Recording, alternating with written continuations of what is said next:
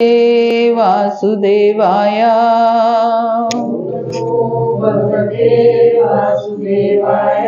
ओम नमो भगवते वासुदेवाय।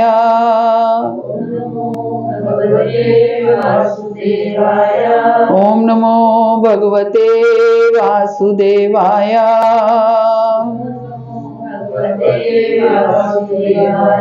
नारायणं नमस्कृत्य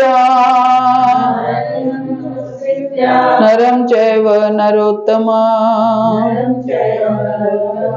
देवीं सरस्वतीं व्यासं ततो जयमुदीरये। नष्टप्रायेषु भद्रेषु नित्यं भागवत सेवया। भगवती उत्तम श्लोके भक्तिर्भवति नैष्ठिकी। ग्रंथ श्रीमद् भागवतम की। ओम अज्ञानतिमिरान्धस्य ज्ञानाञ्जनशलाकया चक्षुर्मिलितं येन तस्मै श्री गुरुवे नमः। श्री चैतन्य मनोभीष्टं स्थापितं येन भूतले स्वयं रूप कदा मह्यं ददाति स्वपदान्तिकं। वन्देऽहं श्रीगुरो श्रीयुतपत्कमलं श्रीगुरून् वैष्णवांशं श्रीरूपं साग्रजातं सगण रघुनाथान्वितं तं सजीवं साद्वैतं सावधूतं परिजन सहितं कृष्ण चैतन्य देवं श्री राधा कृष्ण पादान् सगण ललिता श्री विशाखान्वितांच। हे कृष्ण करुणा सिंधु दीनबंधो जगतपते गोपेश गोपिका कांत राधा कांत नमस्तुते। तप्त कांचन गौरांगी श्री राधे वृंदावनेश्वरी वृषभानुसुते देवी प्रणमामि हरिप्रिये। वाञ्छाकल्पतरुभ्यश्च कृपा सिन्धुभ्येव च पतितानां पावनेभ्यो वैष्णवेभ्यो नमो नमः। जय श्री कृष्ण चैतन्य प्रभु नित्यानंद श्री अद्वैत गदाधर श्रीवासादि गौर भक्त वृंद। हरे कृष्णा कृष्णा कृष्णा हरे हरे, हरे राम राम राम हरे हरे। हरे कृष्ण।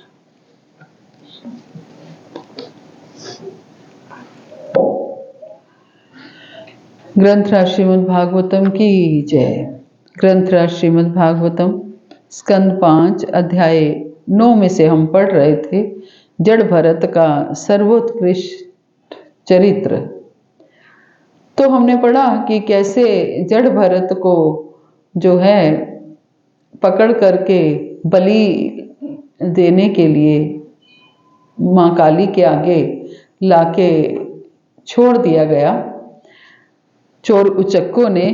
और जिन चोर उचक्कों ने देवी काली के पूजन का प्रबंध कर रखा था वे बड़े नीच थे और रजों और तमो गुणों से आबद्ध थे।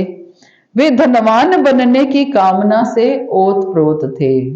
माँ काली की देवी काली की पूजा किस लिए की जा रही थी? धनवान बनने के लिए। इसलिए उन्होंने वेदों के आदेशों का तिरस्कार किया। यहाँ तक कि वो ब्राह्मण कुल में उत्पन्न स्वरूप सिद्ध जीवात्मा जड़ भरत का वध करने के लिए उद्यत थे। द्वेषवश वे उन्हें देवी काली के समक्ष बलि चढ़ाने के लिए लाए थे। द्वेषवश उनको किस लिए? बलि चढ़ाने के लिए उनको लेकर के आए। क्योंकि किसकी बलि चढ़नी थी? जो पूर्ण रूप से व्यक्ति थोड़ा सा मूर्ख हो और थोड़ा जिसको मेंटली रिटार्डेड कह सकते हैं वैसा हो, उसकी बलि चढ़ा। क्योंकि पूर्ण रूप से स्वस्थ व्यक्ति की बलि नहीं चढ़ाई जानी थी। हालांकि जड़ भरत स्वस्थ थे अपने आप में, लेकिन वो दिखाते क्या थे कि वो एक मूढ़मती हैं। इसलिए क्योंकि ताकि वो अंदर ही अंदर भगवान के साथ जुड़े रहें, भजन करते रहें, उनको कोई बाहरी कोई वस्तु प्रभावित ना करे। हर कोई ये सोच करके उनका परित्याग करता रहे कि वो तो मंद बुद्धि हैं, मूढ़मती हैं। तो इसलिए उन्होंने ऐसा प्रिटेंड किया, ऐसा एक बहाना किया कि वो मूढ़मती हैं। इसलिए तो लेकिन मूढ़मती होने का उनको दूसरा फल क्या मिल गया कि उनकी बलि दी जाने लगी, है ना। लेकिन जब बलि दी जाने लगी तो भी उन्होंने कोई वो नहीं कि रोका नहीं, है ना, रोका नहीं उनको, उनका निषेध नहीं किया, क्योंकि वो उन्होंने क्या कहा कि मुझे तो उन्होंने ये, हालांकि वो चाहते तो वो ये शो कर सकते थे कि वो मूढ़मती नहीं है, वो तो मंदबुद्धि नहीं है, या वो मेंटली रिटार्डेड नहीं है, वो स्वस्थ हैं, एकदम भले चंगे हैं, लेकिन उन्होंने तब भी ये नहीं दिखाया कि वो ठीक ठाक हैं। उन्होंने मूढ़मती ही अपने आप को दिखाया, ताकि क्योंकि वो उन्होंने ये भगवान का निर्णय सोचा कि ये भगवान का निर्णय है, भगवान जैसा मुझे रखना चाहते हैं वैसा वो रख सकते हैं। तो ऐसे व्यक्ति कहते हैं सदैव ईर्ष्यालु कार्यों में, द्वेषवश में उन्हें देवी काली के समक्ष बलि चढ़ाने के लिए लाए थे, और ऐसे व्यक्ति सदैव ईर्ष्यालु कार्यों में रत रहते हैं, इसलिए वे जड़ भरत को मारने का दुस्साहस कर सके। जड़ भरत समस्त जीवों के परम मित्र थे, वे किसी के भी शत्रु नहीं थे, और सदैव पूर्ण पुरुषोत्तम भगवान के ध्यान में मग्न रहते थे। जड़ भरत क्या थे? समस्त जीवों के परम मित्र थे। जब किसी के साथ उन्होंने कोई अपने आप को मूड दिखा दिया तो किसी के साथ ना कोई ईर्ष्या है, ना द्वेष है, ना कोई कंपटीशन है। क्या होता है द्वेष? कहाँ होता है? जब हमारा किसी के साथ कंपटीशन होता है, किसी भी फील्ड में, है ना, किसी भी फील्ड में कंपटीशन होता है तो वहां हमारा द्वेष होने लगता है। घर में अगर हम देखें तो दोनों घर देवरानी जिठानी में कंपटीशन होता है, क्योंकि कभी उनको एक को ज्यादा प्रेफरेंस मिले और दूसरे को ना प्रेफरेंस मिले तो कंपटीशन हो जाता है।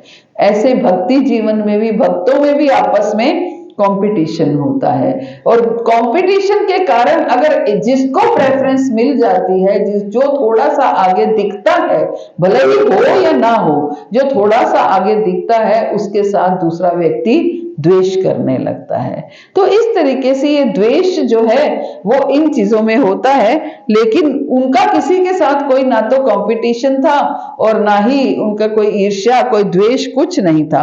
वो किसी के भी शत्रु नहीं थे और सदैव पूर्ण पुरुषोत्तम भगवान के ध्यान में मग्न रहते थे।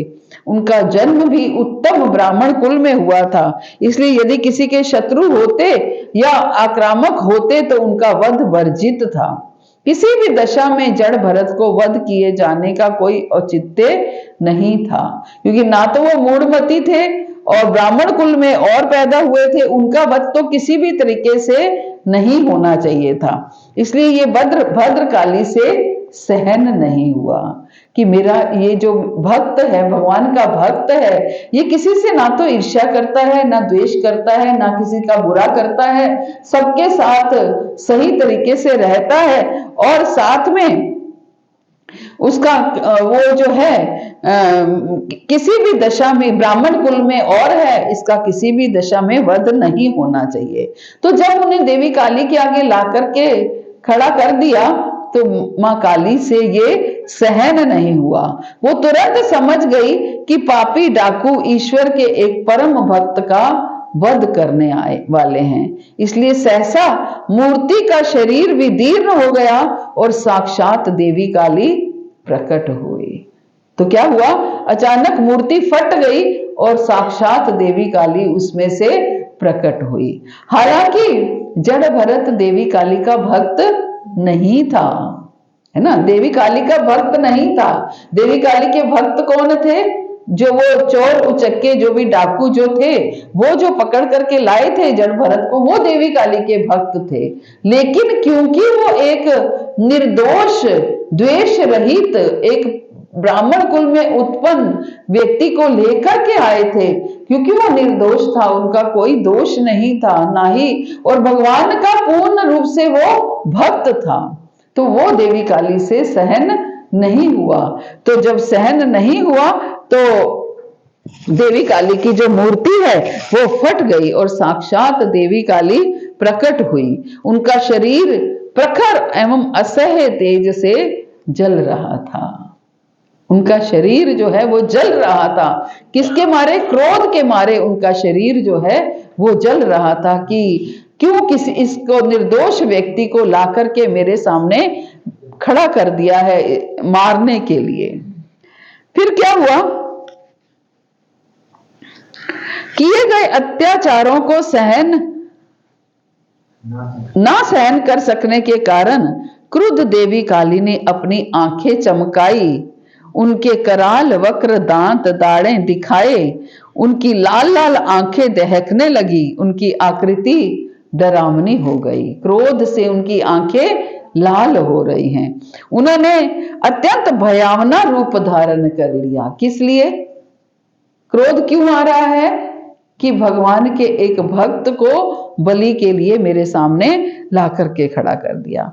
उन्होंने अत्यंत भयावना रूप धारण कर लिया है, मानो समस्त सृष्टि का संहार करने को उद्यत हो। हम जब छोटे होते थे तो गलियों में देवी काली घूमती थी, लोग देवी काली का रूप बना करके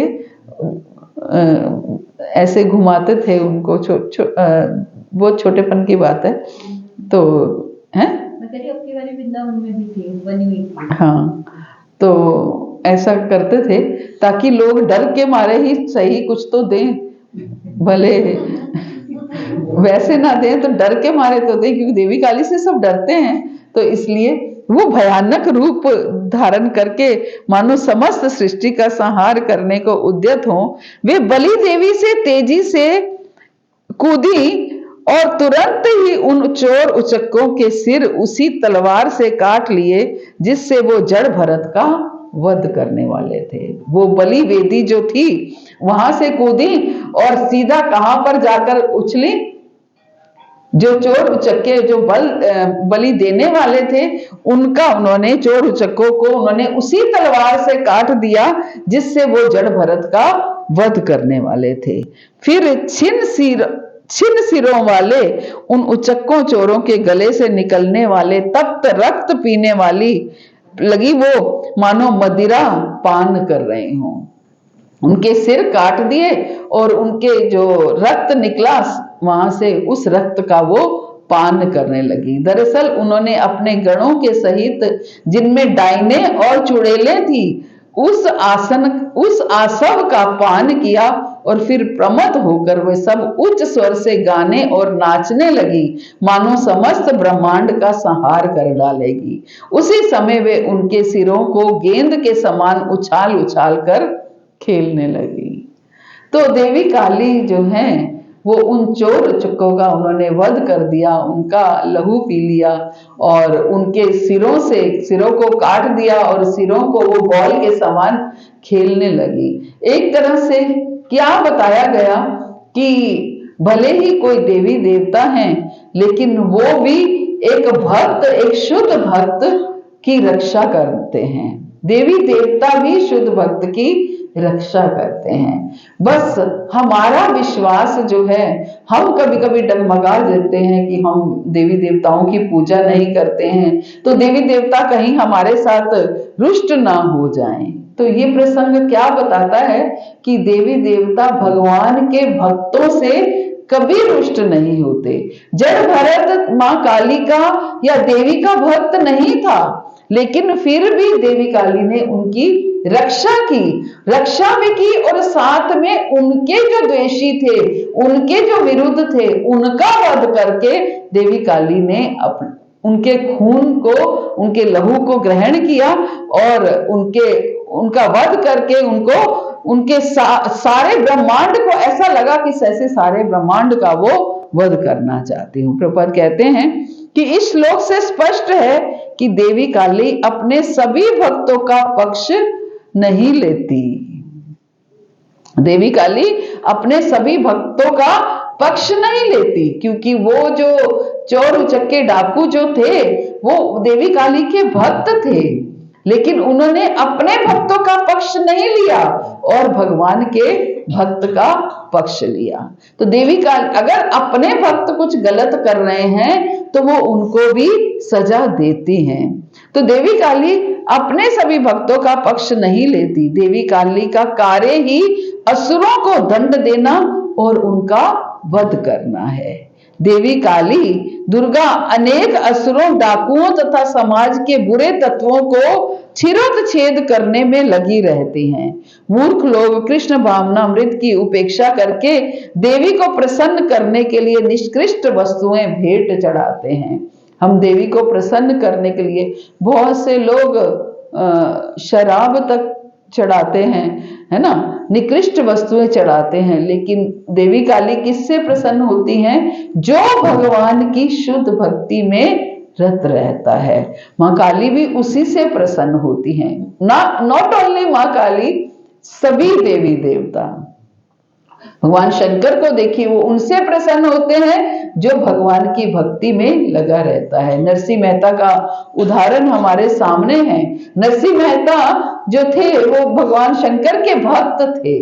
भगवान शंकर उनकी भक्ति से बहुत प्रसन्न हुए और कहने लगे, मांगो, क्या मांगना चाहते हो? प्रभु मुझे कुछ नहीं चाहिए, आप ने दर्शन दे दिए, बस इससे ज्यादा मुझे कुछ नहीं चाहिए, लेकिन मैं तुम्हें कुछ देना चाहता हूँ।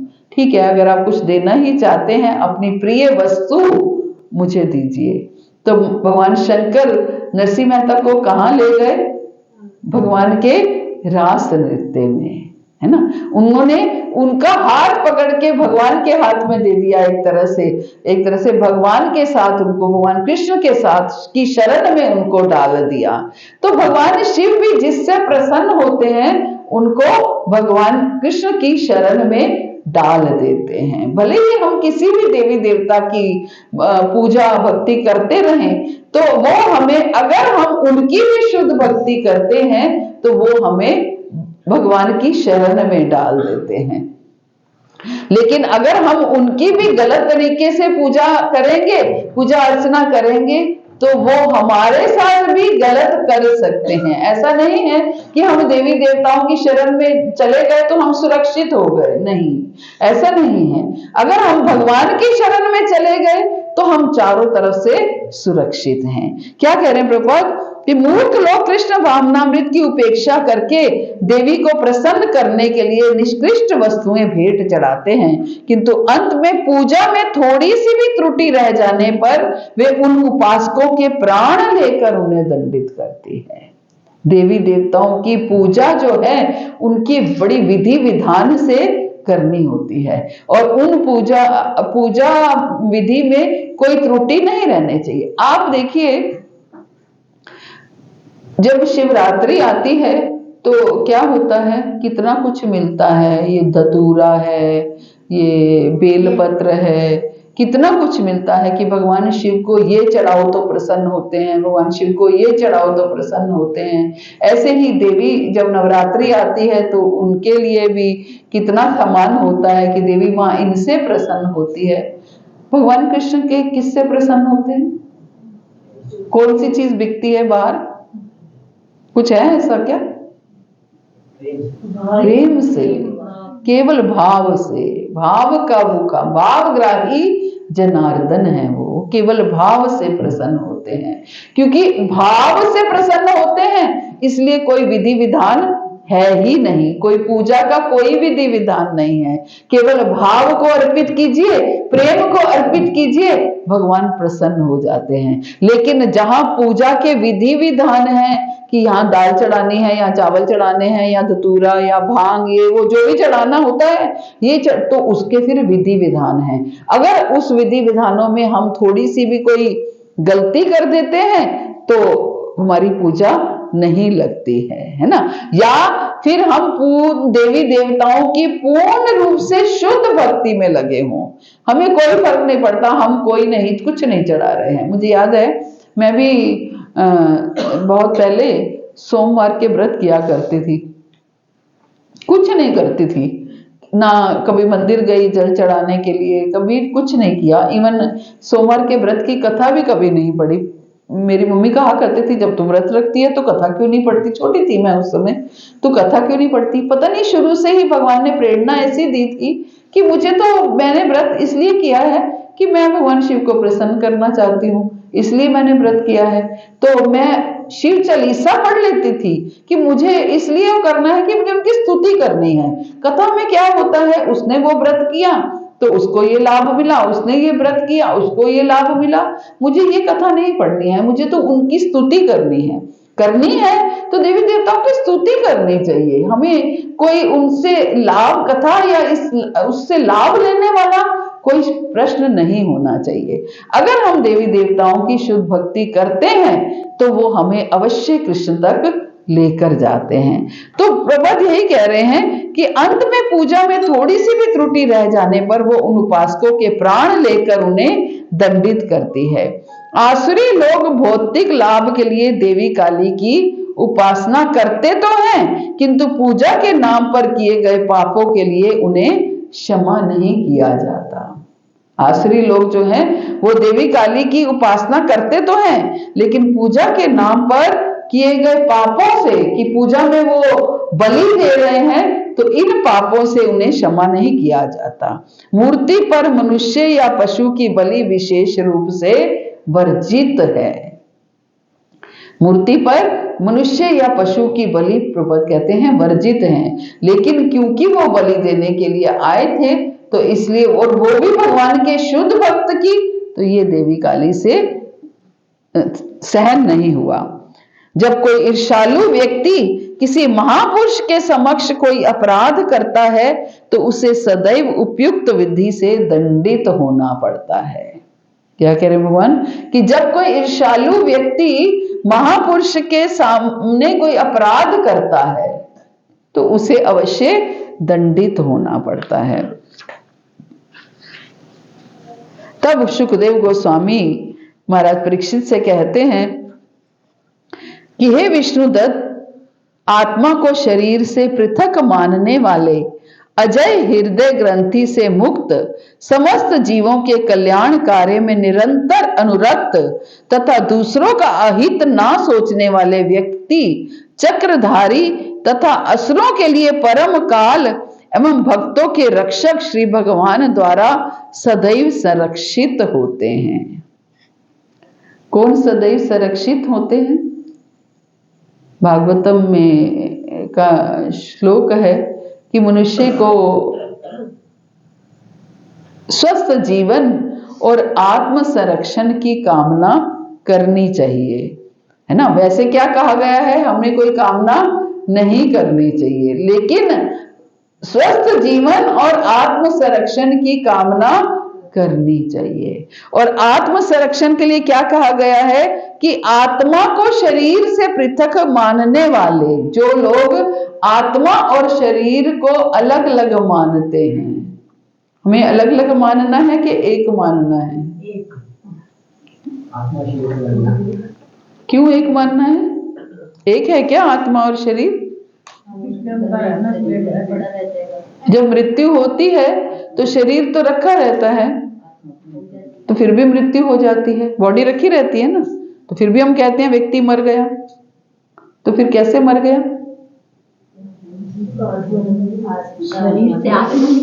तो फिर आत्मा अगर निकल जाने से व्यक्ति मर जाता है तो फिर आत्मा और शरीर एक हुए या अलग हुए? आत्मा और शरीर एक कैसे हो सकते हैं? दो अलग अलग चीजें हैं। आत्मा निकल गई तो शरीर रखा हुआ, शरीर तो लोग प्रिजर्व भी कर लेते हैं। आज भी आप श्रीरंगम जाएंगे तो वहां पर रामानुजाचार्य का शरीर प्रिजर्व करके रखा हुआ है, और भी गोवा में भी एक मम्मी प्रिजर्व करके रखी हुई है ना। हाँ, मुझे याद है थोड़ा थोड़ा, तो वहां भी वो प्रिजर्व करके रखी हुई है। तो इस तरीके से शरीर तो लोग केमिकल से कैसे भी प्रिजर्व करके भी रख लेते हैं, लेकिन आत्मा तो मृत्यु हो गई। मृत्यु का अर्थ ही क्या है? आत्मा शरीर को छोड़ देती है। आत्मा जब शरीर को छोड़ देती है तो मृत्यु हो जाती है।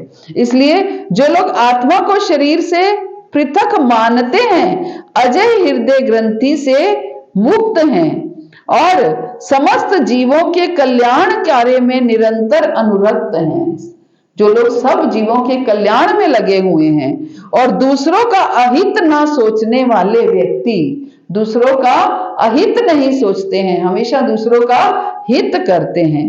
चक्रधारी तथा असुरों के लिए परम काल एवं भक्तों के रक्षक श्री भगवान द्वारा हमेशा संरक्षित रहते हैं। ऐसे लोग क्या होते हैं? भगवान के द्वारा सदा सुरक्षित रहते हैं। कैसे लोग? जो आत्मा को शरीर से अलग मानते हैं। सबसे पहली बात क्या बोली है? जो लोग आत्मा को शरीर से अलग मानते हैं वो लोग भगवान द्वारा सुरक्षित रहते हैं, संरक्षित रहते हैं। जो लोग समस्त जीवों के कल्याण कार्यों में निरंतर लगे रहते हैं, सब जीवों के कल्याण कार्यों में लगे रहते हैं। सब जीवों का कल्याण कार्य क्या है? हैं? यस, प्रचार कार्यों में लगे रहना। सब समस्त जीवों का कल्याण कार्य क्या है? सब प्रचार कार्य है ना। जो लोग समस्त जीवों को प्रचार करके भगवान के साथ जोड़ते हैं, भगवान उनकी सुरक्षा करते हैं।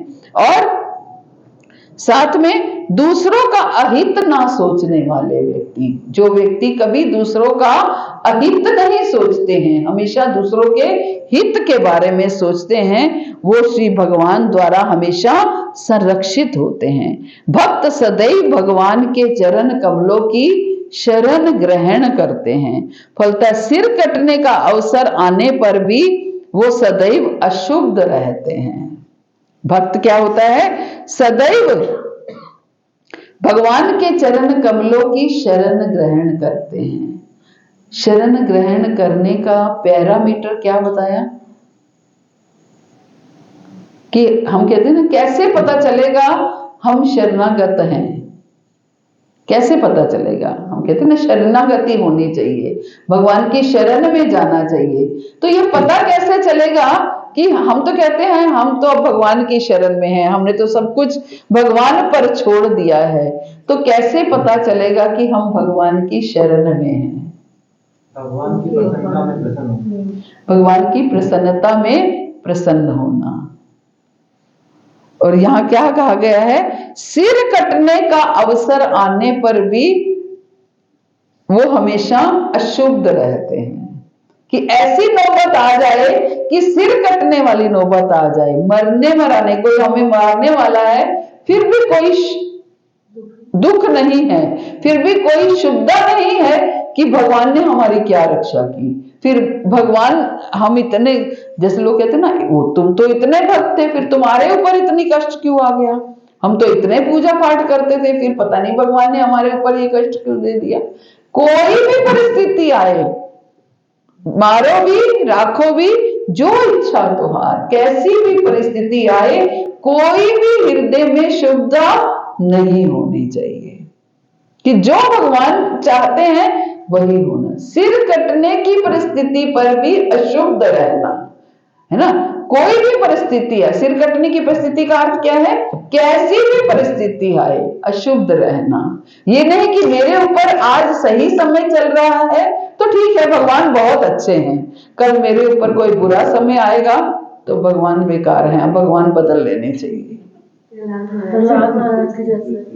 प्रहलाद महाराज के जैसे, है ना, प्रहलाद महाराज के जैसे कितने कष्ट आए, है ना, कितने कष्ट आए, कैसे कैसे पहाड़ से फेंक दिया गया, अग्नि में जला दिया गया, पागल हाथियों के आगे डाल दिया गया, लेकिन फिर भी श्री विष्णु श्री विष्णु श्री विष्णु, है ना, कुछ नहीं। ये नहीं तो जैसे पिता ने कहा था मेरी पूजा करो, मैं ही विष्णु हूं, मैं ही हूं, ठीक है पिताजी आप ही सब कुछ हैं, क्या हुआ? पिता ही तो थे, पिता को कह सकते थे ना, लेकिन नहीं, श्री विष्णु ही सब कुछ है ना। तो ये इस तरह की दृढ़ता, कैसी भी नौबत आ जाए तो, लेकिन सिर कटने का अवसर आने पर भी सदैव अशुद्ध रहते हैं। ये उनके लिए तनिक भी विस्मयकारी नहीं होता। क्या विस्मयकारी नहीं होता? कि कोई भी परिस्थिति आ जाए वो एज इट इज रहते हैं, उनको कोई फर्क नहीं पड़ता, उन पर, उनके परिवार पर, उनके शरीर पर किसी भी तरीके से कोई परेशानी आ जाए तो वो कभी भी उससे दुखी नहीं होते, है ना, दुखी नहीं होते। जो क्या सोचते हैं, जो है वो आपका है, जैसे जो आप कर रहे हो बहुत अच्छा कर रहे हो, है ना। भगवान की हर रजा में रजामंद रहें, राजी हैं हम उसी में जिसमें तेरी रजा है। तो ये एक भक्त का जो है व्यवहार होता है, भक्त का बिहेवियर, भक्त का स्वभाव, भक्त के गुण यही होते हैं। प्रभुपाद कहते हैं भगवान के शुद्ध भक्त के ये कुछ महान गुण हैं। भगवान के शुद्ध भक्त के कुछ महान गुण हैं। पहले तो भक्त अपनी आध्यात्मिक पहचान के प्रति आश्वस्त होता है। भक्त क्या होता है? अपनी आध्यात्मिक पहचान के प्रति आश्वस्त होता है। हमारी आध्यात्मिक पहचान क्या है? हम भगवान के दास हैं, हम भगवान के, हम आत्मा हैं, भगवान के अंश हैं और भगवान दास हैं। ये हमारा स्वरूप है ना। हमारी आध्यात्मिक पहचान क्या है? कि हम आत्मा हैं और भगवान के अंश हैं। ये हमारी आध्यात्मिक पहचान है। और हम भगवान के दास हैं, ये हमारा स्वरूप है। पहले तो भक्त अपनी आध्यात्मिक पहचान के प्रति आश्वस्त होता है। वह अपने को शरीर नहीं मानता, अपने को शरीर नहीं मानता। उसे दृढ़ विश्वास हो जाता है कि उसकी आत्मा देह से भिन्न है। हम एक्चुअली शरीर में इतने आसक्त होते हैं कि अब आत्मा को भी कंफ्यूजन हो जाता है कि मैं आत्मा हूं या शरीर ही हूं, है ना। कंफ्यूजन इतने, क्योंकि लिप्तता इतनी ज्यादा होती है कि हम अपने आप को शरीर ही मानने लगते हैं। हम कंफ्यूज हो जाते हैं कि हम शरीर हैं या आत्मा है, क्योंकि हम बहुत ज्यादा शरीर में आसक्त हो जाते हैं। तो उसे किसी का भय, आत्मा देह में फलता, उसे किसी का भय नहीं रहता। उसे दृढ़ विश्वास हो जाता है कि उसकी आत्मा देह से भिन्न है और उसे किसी का भय नहीं रहता। यहाँ तक कि जीवन का संकट उत्पन्न होने पर भी वो भयभीत नहीं होता। यहाँ तक कि कोई ऐसी परिस्थिति उत्पन्न हो जाए, जीवन का संकट उत्पन्न हो जाए, मरने जीने की नौबत आ जाए, तब भी वो भयभीत नहीं होता। ठीक है, इसका मतलब ये नहीं कि मान लीजिए वो बीमार हो गया, कोई ऐसी बीमारी हो गई तो वो इलाज नहीं कराता। इलाज कराता है, लेकिन डरता नहीं है कि हाँ मैं मर गया तो क्या होगा, कैसे होगा। सब सही वैसे ही स्टेप बाय स्टेप चलता रहता है। देनो अस्मिन यथा देहे कुमारम यौवनम जरा तथा धांतर प्राप्ति धीरम तत्रना मोहेति। धीर व्यक्ति इससे मोहित नहीं होता। एक स्टेप बाय स्टेप है, जैसे बाल्यावस्था, तरुणावस्था, युवावस्था, वृद्धावस्था और वृद्धावस्था के बाद मृत्यु। ये होना ही है ना। इसलिए वो प्रिपेयर रहता है। वो शत्रु को भी शत्रु नहीं मानता। भक्तों के ऐसे ऐसे गुण हैं। शत्रु को भी शत्रु नहीं मानता। पहले तो उसका कोई शत्रु होता ही नहीं है। शत्रु होता ही नहीं है, क्या मतलब क्या है? कि शत्रु को शत्रु मानता नहीं है। वो उसका भले ही शत्रु ना हो, लेकिन कोई व्यक्ति अगर उससे शत्रुता करता है तो भी वो उसको शत्रु नहीं मानता। वे श्री भगवान पर सभी प्रकार से आश्रित रहते हैं और भगवान भी समस्त परिस्थितियों में उनकी रक्षा करने के लिए उत्सुक होते हैं। क्या कह रहे हैं प्रभुपाद? भगवान की भी समस्त परिस्थितियों में उनकी रक्षा करने के लिए उत्सुक रहते हैं। भगवान उत्सुक रहते हैं। क्यों? क्योंकि भगवान कहते हैं वैसे तो ये मेरे से कुछ मांगता नहीं है। तेषाम सतत युक्ता नाम भजताम प्रीति पूर्वकम ददामी बुद्धि योगम तम येन माम उपयान्ति ते। भगवान कहते हैं जो लगातार और प्रीति पूर्वक मेरा भजन करता है उसको मैं ऐसी बुद्धि देता हूं कि मुझ तक कैसे पहुंचना है उसे धीरे धीरे समझ में आने लगता है। ददामी बुद्धि योगम था, उसको मैं ऐसी बुद्धि देता हूँ। क्यों उसको बुद्धि देते हैं? क्योंकि भगवान कहते हैं वैसे तो बेचारा मेरे से कुछ मांगता नहीं है, चलो बुद्धि ही दे दो, चलो उसकी रक्षा करने की जिम्मेवारी मेरी हो गई। तो भगवान किसी ना किसी तरीके से उत्साहित रहते हैं ऐसे भक्त को कुछ देने के लिए जो भगवान से कभी कुछ मांगता नहीं है, बस निष्काम भाव से भगवान की सेवा में लगा रहता है और कभी भी किसी भी परिस्थिति से वो भयभीत नहीं होता, किसी भी परिस्थिति से वो भयभीत नहीं होता कि ठीक है जो हो रहा है ठीक है, जैसे भगवान करेंगे सब अच्छा करेंगे। तो ये स्थिति हम सबकी भी प्राप्त हो, ऐसी हमें कामना करनी चाहिए कि प्रभु ऐसी हमारी भक्ति हो जाए, ऐसी भक्ति में शुद्धता आ जाए कि हम निष्काम भाव से केवल आपकी सेवा करें, हमारा और कोई लक्ष्य हो ही ना। हरे कृष्णा। श्री प्रभुपाद की जय, गुरु महाराज की जय, आप सब भक्तों की जय। तो इस प्रकार श्रीमद् भागवत के पंचम स्कंद के अंतर्गत जड़ भरत का सर्वोत्कृष्ट चरित्र ये अध्याय संपूर्ण हुआ। तो ऐसे ही धीरे धीरे हम आगे बढ़ेंगे और कम से कम पूरी भागवत की कथाओं का हमें ज्ञान हो जाए, है ना। भागवत में क्या क्या भगवान ज्ञान और विज्ञान समझा रहे हैं ये हमें धीरे धीरे समझ में आने लगेगा। तो किसी का कोई प्रश्न है? माता जी, जो देवी ने प्रकट होके जो उनकी पूजा कर रहे थे, उन्हीं का जो उनके ऊपर क्रोध किया, उनको ही मार दिया। तो ये बड़ा सुंदर उदाहरण है कि क्रोध का प्रयोग भगवान की सेवा के लिए किस प्रकार किया जाएगा। तो हम बार बार इस चीज का जिक्र आता है, तो ये बहुत सुंदर उदाहरण है। यस, उदाहरण है, लेकिन ये क्रोध भगवान एक तरह से देवी देवताओं को ही आया कि क्रोध जो का उपयोग जो है वो हम भगवान और भगवान के भक्तों के विरुद्ध अगर कोई बात होती है तो हम क्रोध को वहां प्रयोग कर सकते हैं। यस प्रभु। अच्छा माता जी, आपने बताया कि देवी देवताओं की जो पूजा अर्चना के लिए बहुत सावधानी से होना चाहिए, पूरे विधि विधान का पालन होना चाहिए उसके लिए। अगर कोई कामना से कर रहे हो तो, अगर देवी देवताओं की भक्ति भी आप निष्काम भाव से कर रहे हो तो कोई विधि विधान की आवश्यकता नहीं है, क्योंकि हम सब लोग कामना सहित भक्ति करते हैं, इसलिए ये चढ़ाओ वो चढ़ाओ ये चढ़ाना पड़ता है। अदरवाइज देवी देवता भी ऐसे नहीं है कि केवल चढ़ाने से ही प्रसन्न होते हैं। आप उनसे भी प्रेम पूर्वक उनकी भक्ति करेंगे तो वो उससे भी प्रसन्न होते हैं, है ना। आप वो चढ़ाने अगर कोई कामना है तो वो उनके हमारे शास्त्रों में विधि विधान दिया गया है, ये चढ़ाने से प्रसन्न होते हैं, ये वाला फूल चढ़ाने से प्रसन्न होते हैं। तो उसके लिए ऐसे ही भगवान कृष्ण के लिए कुछ इसलिए नहीं बना हुआ क्योंकि भगवान कृष्ण के कोई कामना सहित भक्ति की फेवर में वो रहते नहीं हैं, है ना, इसलिए उनके लिए कुछ ऐसा नहीं है।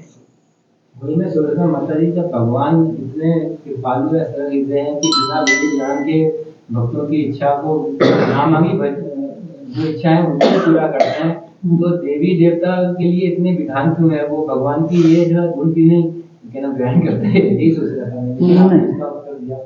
नहीं, सकाम भक्ति, वो भी अगर निष्काम भाव से देवी देवताओं की भी भक्ति करोगे तो उसमें भी कुछ भी आवश्यकता नहीं। मान लीजिए कोई देवी की भक्ति करता है और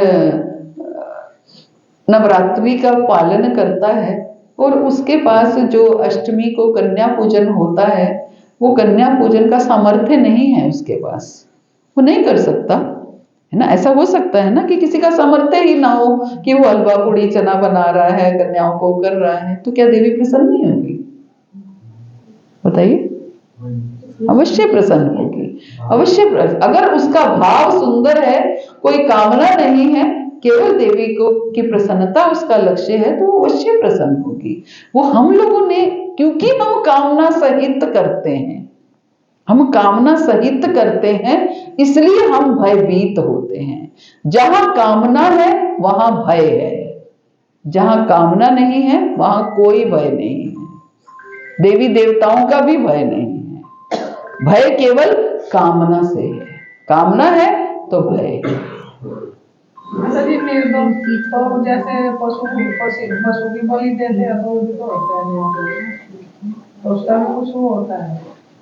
जैसे काली माँ को देते हैं बलि पशु की, तो निर्दोष तो वो भी हो सके ना पशु भी। हाँ बिल्कुल, तो उनके लिए भी निषेध है। और कुछ